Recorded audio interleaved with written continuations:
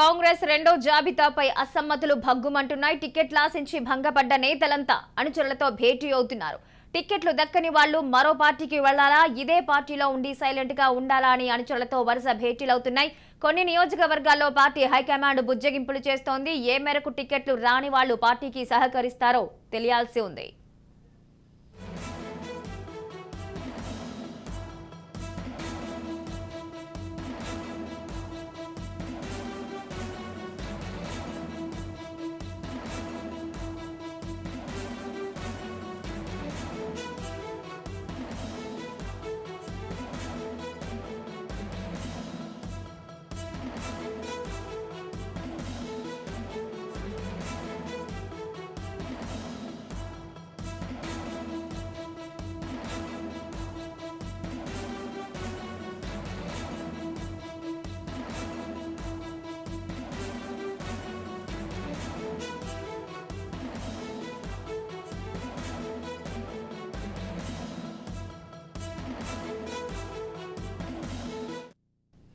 కాంగ్రెస్ రెండో జాబితాపై అసమ్మతులు భగ్గుమంటున్నాయి. టికెట్లు ఆశించి భంగపడ్డ నేతలంతా అనుచరులతో భేటీ అవుతున్నారు.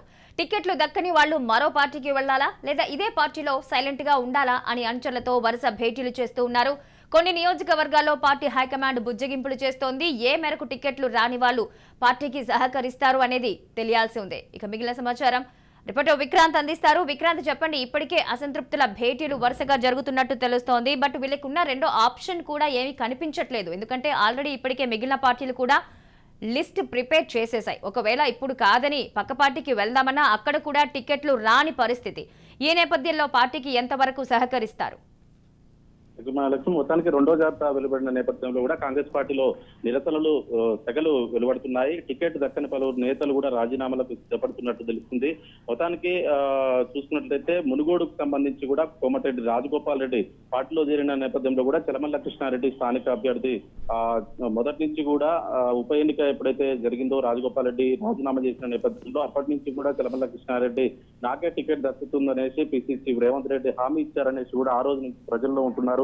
నిత్యం ఏదో ఒక కార్యక్రమం చేస్తూ కూడా నిన్నటి వరకు కూడా లిస్టు విడుదలైన సమయంలో కూడా అతను ప్రజల్లోనే ఉన్న సందర్భం ఉంది. కానీ టికెట్ రాని నేపథ్యంలో కూడా సడన్ గా సభ ముగించుకొని కూడా ఇంటికి వెళ్లే పరిస్థితి ఉంది. ఈ రోజు మాత్రం చౌటుప్పల్లో చెలమల్ల కృష్ణారెడ్డి కూడా స్థానికంగా తన కార్యకర్తలతో భేటీ చేసుకునే అవకాశం కనిపిస్తుంది. 11:30కు సమావేశం ఉన్న నేపథ్యంలో కూడా ఎలాంటి నిర్ణయం తీసుకోబోతున్నారనే దానిపై కొంత ఆసక్తి ఉంది. మొత్తానికి కాంగ్రెస్ పార్టీ కూడా దీన్ని నిలువరించేందుకు నల్గొండ జిల్లాకు సంబంధించిన నేతలకు కూడా చెలమల్ల కృష్ణారెడ్డి పార్టీ విడకుండా చూడాలనే బాధ్యత మాత్రం నల్గొండ జిల్లాకు సంబంధించిన నేతలకు అప్పచెప్పినట్టు తెలుస్తుంది. అదే కాన్స్టిట్యున్సీకి సంబంధించి కూడా పాల్వాయి గోవర్ధన్ రెడ్డి కూతురు గతంలో ఉప ఎన్నికల్లో పోటీ చేసినటువంటి పాల్వాయి స్రవంతి కూడా తనకే టికెట్ వస్తుంది. ఉప ఎన్నికల్లో కష్టకాలంలో ఉన్నటువంటి సమయంలో కూడా కాంగ్రెస్ పార్టీకి నేనే క్యాండిడేట్ గా ఉండి పోటీ చేశాను, మళ్ళీ నాకే టికెట్ వస్తుంది అనేసి కూడా పాల్వాయి స్రవంతి ఆశించింది. కానీ నిన్నటి జరిగినటువంటి ఈ లిస్ట్ లో మాత్రం కోమటిరెడ్డి రాజగోపాల్ రెడ్డి ఉండడంతో కూడా పాల్వాయి స్రవంతి కూడా ముఖ్య నేతలతో కూడా భేటీ అయ్యే అవకాశం కనిపిస్తుంది మధ్యాహ్నం. ఇకపోతే హైదరాబాద్ సంబంధించి జూబ్లీహిల్స్ కి సంబంధించి కూడా విష్ణువర్ధన్ రెడ్డి గతంలో కూడా ఎమ్మెల్యేగా కొనసాగారు. కాంగ్రెస్ పార్టీ నుంచి గతంలో జరిగినటువంటి ఎన్నికల్లో కూడా విష్ణువర్ధన్ రెడ్డి ఓటమి పాలయ్యారు. ఆ తర్వాత కూడా కేవలం తన ఇంటికే పరిమితం అయ్యాడని చెప్పుకోవచ్చు. కాన్స్టిట్యున్సీలో తిరగట్లేడు అనేసి కాంగ్రెస్ పార్టీలో ఒక ఆచారం ఉంది. అయితే మొత్తానికి అక్కడ విష్ణువర్ధన్ రెడ్డికి టికెట్ కేటాయించలేదు. అనేక సర్వేలు చేసిన నేపథ్యంలో కూడా విష్ణువర్ధన్ రెడ్డి వెనకంజలో ఉన్నాడు అనేసి, అక్కడ ముస్లిం ఓటర్స్ ఎక్కువ ఉన్నారనేసి కూడా మాజీ క్రికెటర్ అయినటువంటి విష్ణువర్ధన్ రెడ్డి కూడా జూబ్లీహిల్స్ టికెట్ కేటాయించిన నేపథ్యం ఉంది. ఇతను విష్ణువర్ధన్ రెడ్డికి టికెట్ రాకపోవడానికి ఒకటి జూబ్లీహిల్స్ లో వెనకబడి ఉన్నాడనేది ఒక కారణం అయితే, పక్కనే ఆనుకొని ఉన్నటువంటి ఖైరతాబాద్ స్థానంలో తన సొంత సోదరి విజయారెడ్డికి కూడా కాంగ్రెస్ పార్టీ టికెట్ ఇచ్చిన నేపథ్యం ఉంది. సో ఒకే కుటుంబానికి సంబంధించి ఇటు అక్కకు ఖైరతాబాద్ స్థానం కేటాయించిన నేపథ్యంలో కూడా జూబ్లీహిల్స్ లో విష్ణువర్ధన్ రెడ్డికి కూడా టికెట్ నిరాకరించారు. దీంతో విష్ణువర్ధన్ రెడ్డి మాత్రం ఇప్పటికే కార్యకర్తలతో భేటీ అయ్యారు. తన నివాసంలో ఖచ్చితంగా పార్టీ వీడుతాననే సంకేతాలు మాత్రం కాంగ్రెస్ పార్టీకి ఇస్తున్నాడు. అవసరమైతే బీజేపీ పార్టీలోకి వెళ్లేందుకు కూడా సిద్ధపడుతున్నట్టు తెలుస్తుంది. అవసరమైతే మరి కాసేపట్లో మాత్రం కాంగ్రెస్ పార్టీకి రాజీనామా చేసే యోచనలో మాత్రం విష్ణువర్ధన్ రెడ్డి ఉన్నట్లు తెలుస్తుంది. ఇక ఖైరతాబాద్ సంబంధించి అక్కడ ఉన్న స్థానిక నేత మాత్రం రోహిన్ రెడ్డి తనకే టికెట్ వస్తాయని ఆశించాడు. కానీ అనూహ్యంగా విజయారెడ్డిని, మా కార్పొరేటర్ విజయారెడ్డిని ఖైరతాబాద్ టికెట్ కేటాయించిన నేపథ్యంలో కూడా రోహిన్ రెడ్డికి అంబర్పేటకు సంబంధించిన విహెచ్ కు సంబంధించినటువంటి అంబర్పేటకు సంబంధించిన టికెట్ ఇచ్చిన నేపథ్యంలో కూడా అంబర్పేట స్థానాన్ని ఆశించినటువంటి విహెచ్ అనుంగ శిష్యుడు అని చెప్పుకోవచ్చు లక్ష్మణ్ యాదవ్ కు టికెట్ ఇవ్వాలనేసి కూడా విహెచ్ మొదటి నుంచి కూడా పోరాడుతున్నాడు. నాది ఏజ్ అయిపోయింది, ఇప్పటికే నా శిష్యునికి ఇవ్వాలి, అక్కడ యాదవ్ కు సంబంధించిన ఓటర్స్ చాలా మంది ఉన్నారు, ఖచ్చితంగా నేను గెలిపించుకుంటాననేసి కూడా విహెచ్ మొదటి నుంచి చెప్తున్నాడు. కానీ లక్ష్మణ్ యాదవ్ కు పబ్లిక్ లో ఇమేజ్ లేదనేసి, అదేవిధంగా సర్వేల్లో వెనుకబడ్డాడు అనేసి, అదేవిధంగా ఉత్తమ్ కుమార్ రెడ్డి కూడా లక్ష్మణ్ యాదవ్ ని పోటీలో లేకుండా చేస్తున్నాడనేసి కూడా విహెచ్ మీడియా ముఖంగానే బహిరంగంగా కూడా వ్యాఖ్యలు చేశారు. ఖచ్చితంగా లక్ష్మణ్ యాదవ్ కు టికెట్ రాకపోతే భవిష్యత్తులో తీవ్ర పరిణామాలు ఉంటాయనేసి కూడా కాంగ్రెస్ పార్టీకి ఒక అల్టిమేట్ కూడా జారీ చేసిన సందర్భం ఉంది. ఇదే అంబర్పేట స్థానానికి సంబంధించి కూడా ఓపీసీ సెల్ చైర్మన్ నూతి శ్రీకాంత్ గౌడ్ కూడా ఆశించాడు అంబర్పేట స్థానాన్ని. కానీ రేవంత్ రెడ్డి ప్రధాన అనుచరుడు అని చెప్పుకోవాలి ఖైరతాబాద్ సంబంధించిన రోహిన్ రెడ్డి. కానీ ఖైరతాబాద్ స్థానం విజయారెడ్డికి ఎప్పుడైతే లభించిందో ఆల్టర్నేట్ గా మాత్రం రోహిన్ రెడ్డికి అంబర్పేట స్థానాన్ని మాత్రం కేటాయించింది. చూడాలి మరి విహెచ్ ఏ విధంగా రియాక్ట్ అవుతాడో.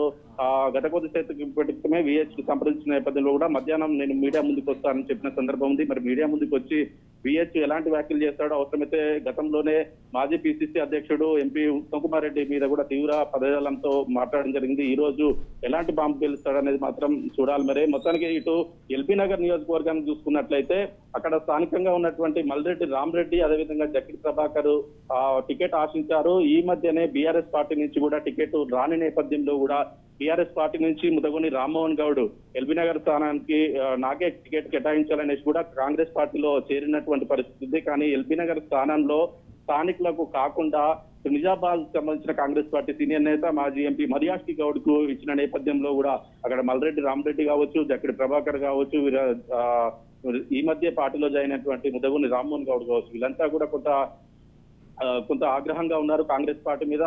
మాలో ఎవరికి ఇచ్చినా మేము గెలిపించుకునే వాళ్ళం, మిగతా వాళ్ళని తీసుకొచ్చి ఇక్కడ ఎల్బీ నగర్ స్థానం కేటాయించడం సరికాదనేసి కూడా మల్రెడ్డి రామరెడ్డికి సంబంధించిన కార్యకర్తలు, అదేవిధంగా ముద్దగోని రామ్మోహన్ గౌడ్కి సంబంధించిన నేతలు కూడా ఇప్పటికే అక్కడ ధర్నాలు చేస్తున్నటువంటి పరిస్థితి ఏర్పడ్డది.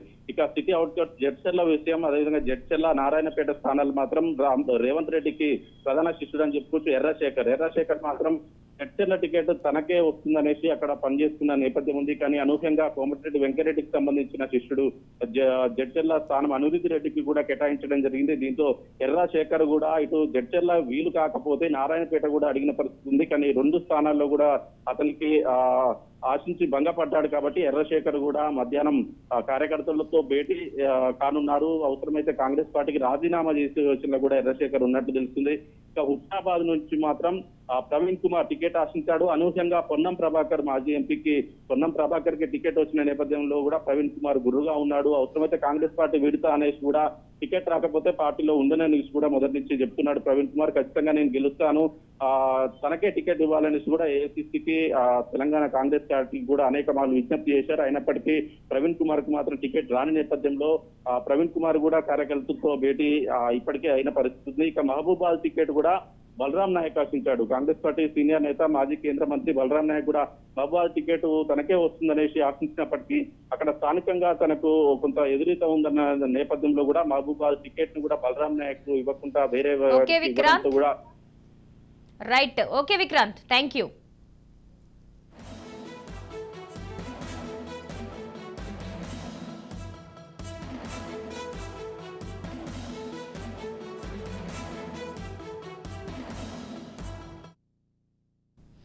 మొత్తానికి కాంగ్రెస్ లో సెకండ్ లిస్ట్ వచ్చిన తర్వాత అసంతృప్తులందరూ కూడా పార్టీ మారాలా లేదా పార్టీలోనే ఉండాలనే అంశానికి సంబంధించి ఇంకా మల్లగుల్లాలు పడుతూనే ఉన్నారు. ఇదే అంశానికి సంబంధించి మనతో మాట్లాడడానికి కౌండిన్య ఫోన్లలో సిద్ధంగా ఉన్నారు.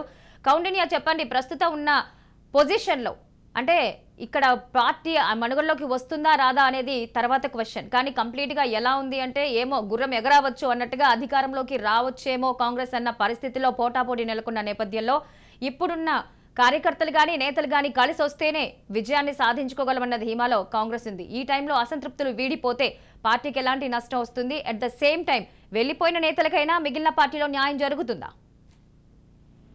కాంగ్రెస్ పార్టీకి కర్ణాటక ఎన్నికల తర్వాత కొత్త జ్యూస్ వచ్చిందని మనం చెప్పుకోవచ్చు. ఈ నేపథ్యంలోనే బీజేపీని థర్డ్ ప్లేస్ పంపించేసి కాంగ్రెస్ సెకండ్ ప్లేస్ కి వచ్చి పోటా వచ్చినా కూడా బీఆర్ఎస్ తో కూడా పోరాటం చేస్తున్న పరిస్థితి మనం చూస్తున్నాం. ఈ ఎన్నికల్లో నెక్ ఫైట్ వచ్చే అవకాశం ఉన్న నేపథ్యంలోనే కాంగ్రెస్ రెండో విడత కూడా విడుదల చేయడం జరిగింది. ఈ నేపథ్యంలోనే కాంగ్రెస్ రెండో విడతపై కూడా అసమ్మతి బగ్గుమంటుందని కూడా మనం చెప్పుకోవచ్చు. ఎందుకంటే గతం నుండి కాంగ్రెస్ పార్టీ టికెట్ కోసం